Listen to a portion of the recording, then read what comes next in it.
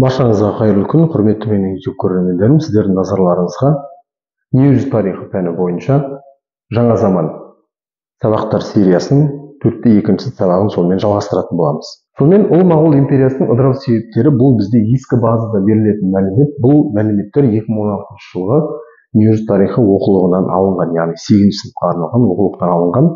Егер сіз бұл мәліметтер маған қажет емес дейтін болсаңыз, жылжытып жіберуіңізге болады. Сонымен, бұл жалпы не үшін беріліп отыр? Себебі сізге бұл тақырыпты түсініп кету үшін негізі керек ақпарат болып есептеледі, және ішінде бір қызықты кейбір мәліметтер бар екендігін есіңізге салайын. Сонымен, ұлы моғол империясының ыдырау себептері бұл ескі базада бізде былай деп беріледі. Негізі ішкі және сыртқы себептерін біздер өткен сабақта айтқан болатынбыз. Сонымен, сыртқы себептері бұл Иранның билеушісі Нәдір деген атақты шах 1739 жылы Делиге шабуыл жасап, сонымен бұл ұлы моғол империясының ыдырауын жылдамдатқан. Одан кейінгі келесі бұл дерек ұлы моғолдардың Декандағы билеушісі. Декан деген бұл үстіртті аймақ. Сонымен ұлы моғолдардың Декандағы билеушісі 1724 жылы дербес Хайдарабад деген ұлысты құрады. Одан кейін 1740 жыл Бенгалия бөлініп кеткен ұлы моғол империясынан. Кейін оны біз білеміз енді, оны деген кейін ағылшындар жаулап алады. Бұл қазіргі Бенгалия деген шығанақ Бангладеш орналасқан қазір бұл жерде. 1747 жылы оның артынан Ауд деген ұлыс тәуелсіздік алады. Оны біздер тағы да жаңа басылым мәліметінен білеміз. Оны Ост-Үнді компаниясы 1756 жылы жаулап алады. 5 миллион халқымен деп айтатын еді. Келесі одан кейінгі ретте 1747 жыл Үндістанға ауған мемлекетінің негізін салушы Ахмед Шахы Дурани шабуыл жасаған. Сөйтіп 1761 жылы мына Маратханың князьдары мен ауғандардың арасында Панипат деген жазықта үлкен соғыс болады. Сол шайқаста Маратхалар ауғандардан жеңіледі. Келесі Үндістан жеріндегі осы кездегі өзара үстемдік үшін болған соғыстардың салдарын 19 ғасырда өмір сүрген коммунистік манифесттің сонымен авторы болып есептелетін Карл Маркс бұл өзінің еңбектерінде былай деп суреттейді. Жалпы бұл суреттеу өте дәл келеді осы оқиғаларға. Сонымен ұлы моғолдардың билігін жергілікті жерлердегі уәкілдері құлатты деп айтады. Біздер оны өткен сабақтарда айттық. Ұлы моғолдар мемлекеті ол субаларға бөлінген. 19 субаға бөлген. Бұл Аурангзеб падишахтың кезінде деп айтқан болатынбыз. Сонымен ұлы моғолдардың билігін жергілікті жерлердегі уәкілдері құлатады. Уәкілдердің құдіретін Маратханың князьдері құлатады. Маратхалардың құдіретін кейін сырттан келген ауғандар құлатып тастаған. Ал олар бір-бірімен соғысып қырылысып жатқан кезде ауғандар, Маратхалар, ұлы моғолдардың өздері бар, олардың уәкілдері бар. Барлығы бір-бірімен қырық пышақ болып соғысып жүрген кезде оларды британдықтар келеді де сонымен барлығын бағындырып алады. Осылайша бүкіл Үндістанның территориясында Британ мемлекетінің немесе Британ корольдығының үстемдігі орнаған болатын. Сонымен 17-ші ғасырда еуропалық кейбір мемлекеттер Үнді мұхиты арқылы сауда жүргізу үшін және отарлар иелену үшін Ост-Үнді компанияларын құрған. Осы жерде мұқият боламыз. Сонымен сауда жүргізу үшін және отарлар иелену үшін қандай компаниялар құрды? Ост-Үнді компанияларын құрды.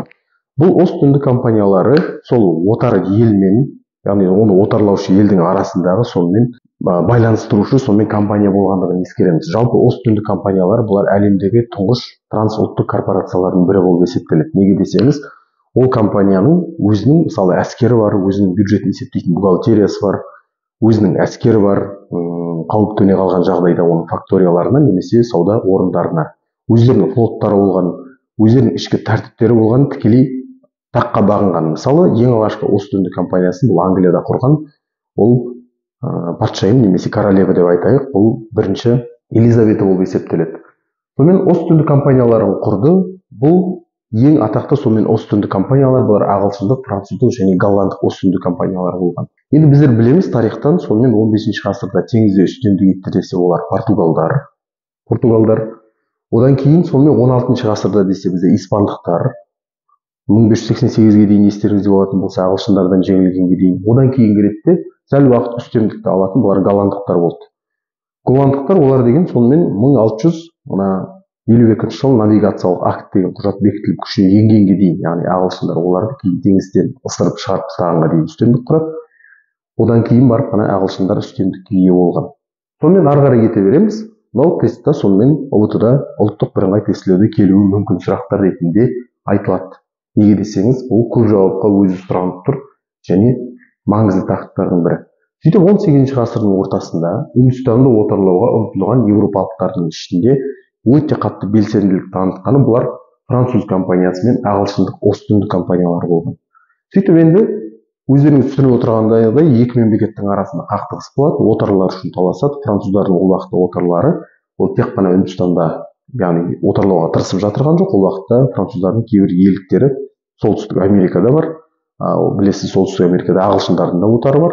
Және бұлар Үндістанның территориясына таласып, сөйтіп олар деген өзара 1756-63 жылдары 7 жылдық соғыста ағылшындар мен француздар соғысады. Яғни 1756-1763 жылдары соғысып, нәтижесінде ағылшындық Ост-Үнді компаниясы жеңіп, Үндістанды өзі жеке дара отарлауды бастайды осылайша. Сөйтіп Ост-Үнді компаниясы 17 ғасырдың 70 жылдары Үндістанның ең бай аймағы болып есептелетінін, Бенгал шығанағында орналасқан, тағы да қайталап айтамын, бұл қазіргі Бангладеш орналасқан жер, Бенгалияны жаулап алады. Ол Бенгалияның территориясы неге бай дейтін болсаңыз, онда ағыс қатты өзендер өте көп, және ол деген мұхиттың жанында орналасқан порт.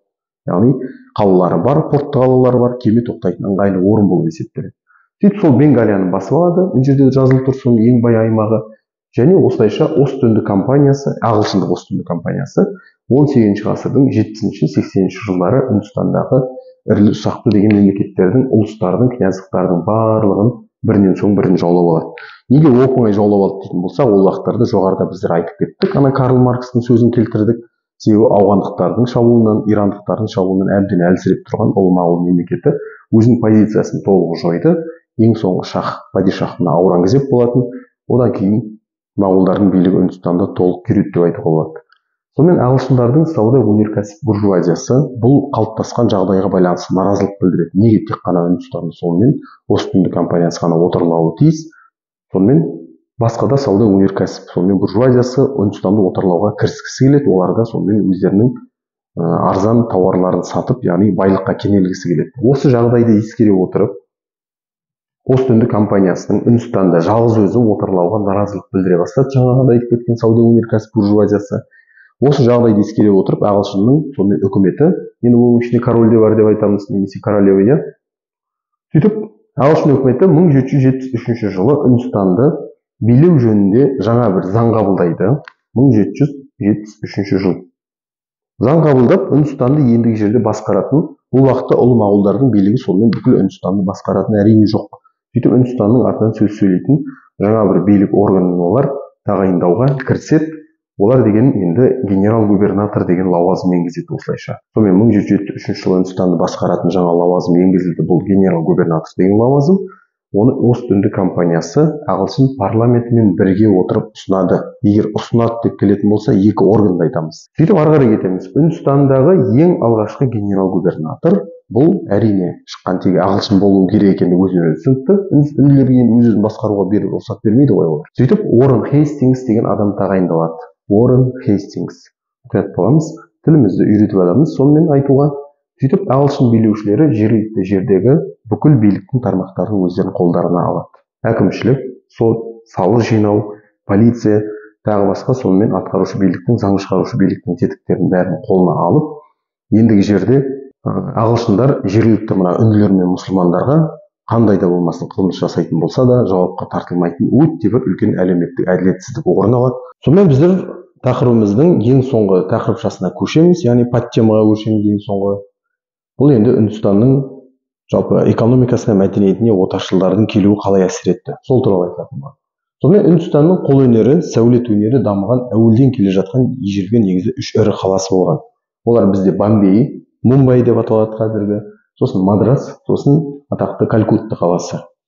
Осы сияқты ірі олардың бұрыннан келе жатқан сауда орталықтары болған. Сөйтіп Үндістан арқылы көбінесе Еуропаның саудагерлері негізінен Қытайға, Үнді Қытай деген бізде ол түбек, Вьетнам, Лаос, Камбоджа деген сияқты үш елді айтамыз. Осы елдерге сауда жасап барып, ол жақтан өздеріне керекті, мынандай Еуропада кездеспейтін қолөнер бұйымдарын, зергерлік заттарды, алтын, күміс және бағалы заттардың барлығын алып қайтатын болған. Сөйтіп, осы саудадан байыған негізі әсіресе осы кездерде дейді, бұл үндінің раджалары болған, тайпа көсемдері деп айтуға болады, аймақтардың басшылары ретінде. Осылар өздерінің қоймаларын, яғни складтарын деп айтамыз, жалға беріп, осы мына отаршылдарға әбден байыған екен. Сөйтіп, голландық және ағылшындық Ост-Үнді компаниялары, оны біз білеміз 17 ғасырда құрылған екендігін, үнділерден әртүрлі маталар, қолөнер бұйымдарын сатып алып, олар енді Үндістанда жасалған тауарлар өте бағалы болып есептеледі. Неге десеңіз, ол қолдан жасалған, ыждахаттылықпен жасалған. Оны апарып Еуропаға сататын болған, сөйтіп шаш етектен пайдаға кенеледі. Ал Еуропадан әкелінген тауарлар Үндістанда сұраныста жоқ. Неге десеңіз, ол тауарлар өте сапасыз және бағалары өте қымбат болған. Сөйтіп еуропалықтардан тек алтын сатып алуға болатын еді ол уақыттарда, яғни әбден қорытылған. Себебі еуропалықтармен мына алғашында шығыстың саудагерлері еуропалықтармен тек қана бағалы металдармен саудаласқан. Себебі енді басқа нәрсе, енді ортақ валюта деген нәрсе ол уақытта жоқ. Сондықтан қымбат бағалы заттар әдетте бұл негізі қымбат асыл тастар немесе алтын, күміс сияқты металдармен саудаласатындығы айтылатын еді. Сөйтіп 17-ші ғасырға қарай Ост-Үнді компаниясының сауда факториялары, бұл негізі сөзге біздер келесі сабақтарымызда анықтама беретін боламыз. Бұл фактория деген отарлаушы мемлекеттің отарланған елдегі сауда кеңсесі немесе сол жергілікті жердегі, яғни өкілдігі деп айтуға болады. Яғни сауда факториялары теңіз жағалаулары мен Ганг өзені бойында пайда болған. Бұл енді 18-ші ғасырға қарай екендігі айтылды. Қандай компания? Сонымен бұл Ост-Үнді компаниясы мұқият боламыз. Сөйтіп 17-18-ші ғасырларда Үндістанда жібек, одан кейін мақта және мата өндірісінде және кемер жасау үстінде біртіндеп қосалқы шаруашылықтар және ең бастысы отаршылдардың келуімен сонымен дамыған тағы бір енді бір сала бұл мануфактуралар пайда бола бастайды. Енді алдыңғы тақырыптарда біздер кейін айтатын боламыз. Сонымен Англияның территориясында басталған өнеркәсіп төңкерісі бұл әрине өздерінің отарлары сияқты, мына Үндістан сияқты отарларына ықпал етпей қоймайды. Оның барлығы бізде ол келесі сабақтардың еншісінде. Сонымен бізде бұл дүниежүзі тарихынан мына Үндістанның 17-18 ғасырлардағы Үндістан және Үндістанды отарлау, ұлы моғолдар мемлекеті деген тақырып осымен бізде аяқталады. Бұл бізде 4-те 2-ші сабақ болатын. Баршаңыздың тыңдағандарыңызға көп рахмет. Сау саламатта болыңыз.